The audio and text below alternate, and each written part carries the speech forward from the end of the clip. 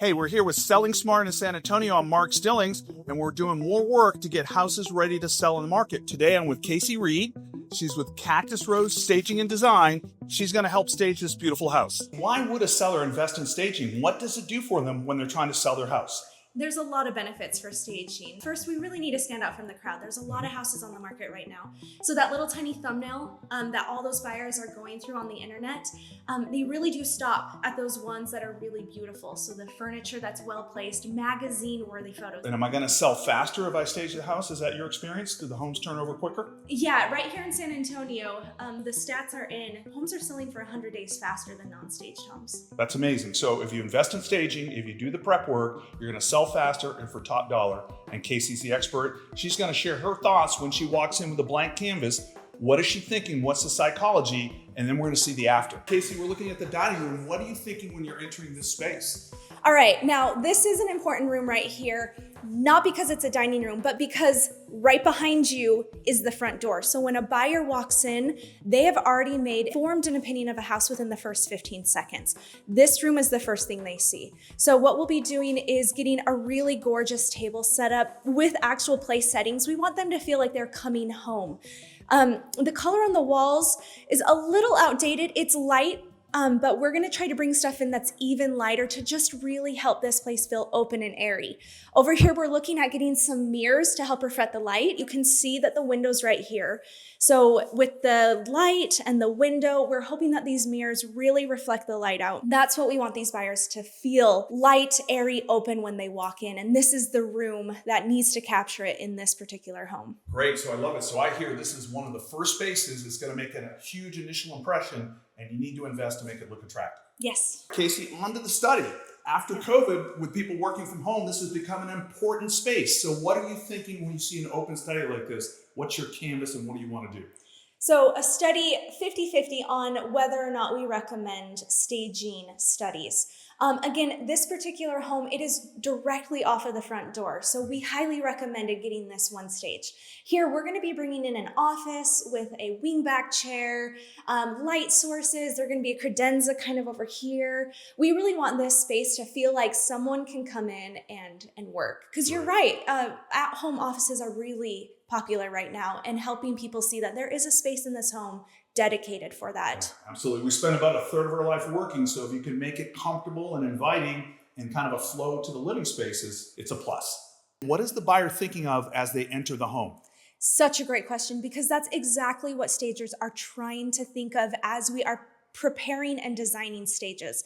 We are looking at this from the lens of the buyer. What is the buyer's experience?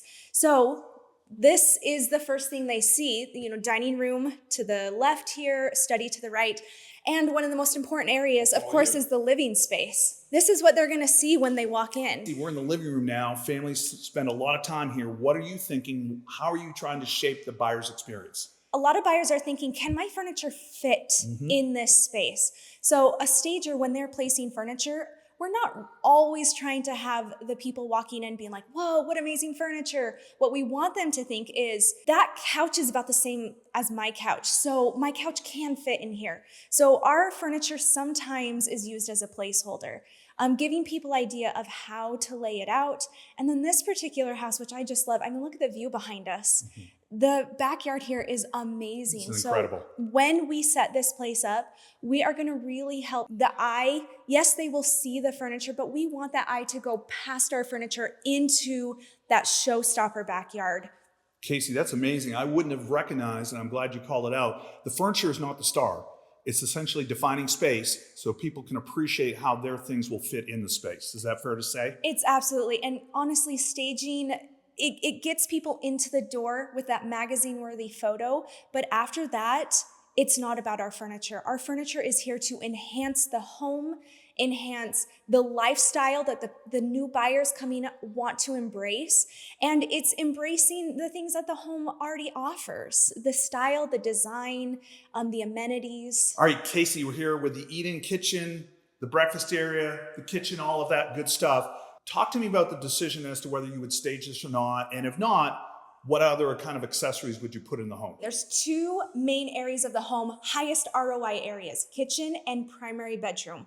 So there's not much we can do for staging in the kitchen. However, it would be remiss of us to not put stuff into the kitchen. So for us at Cactus Rose Staging and Design, we always place a few vignettes in the kitchen.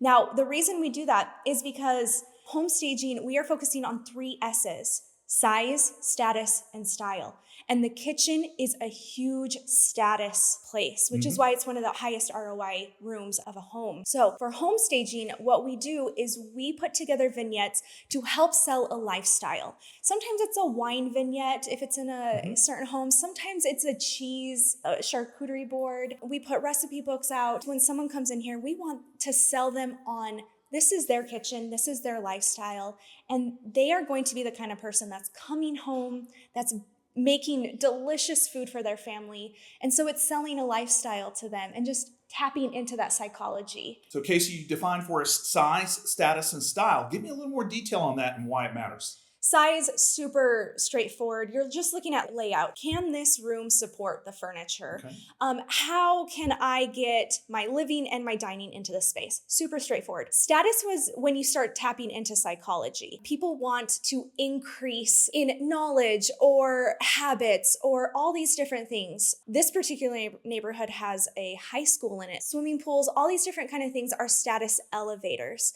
So we try to incorporate status elevators in the kind of furniture we're choosing. The last one is your style. That's going to be current design trends.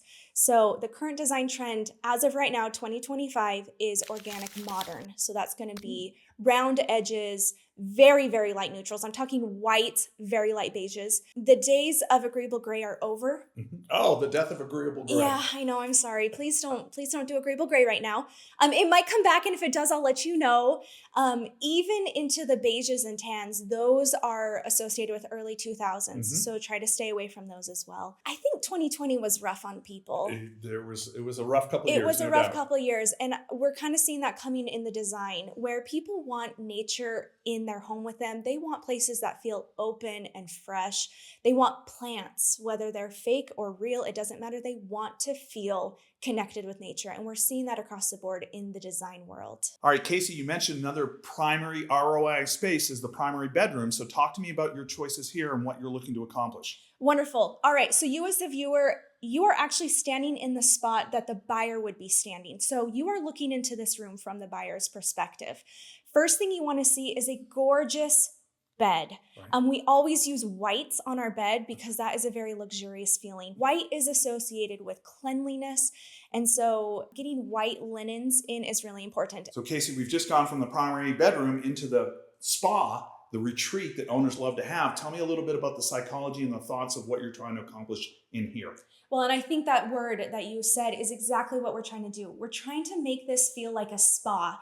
Yes, it's a primary bathroom, but for the new owners of this house, we want them to feel like when they come home from a long day at work, this is a luxurious place for them to rest and relax. So on the staging side, we get fluffy white towels, we roll them up, we do like pyramids or little soaps or plants or those containers of Epsom salt, just whatever it helps to make this feel spa-like and luxurious. Fantastic. I love so many things you said. What I really appreciate is you're really consciously thinking about buyer psychology and how you can make emotional connections. And what I hear is so many of the little details that you think out and you're mindful of to make that connection.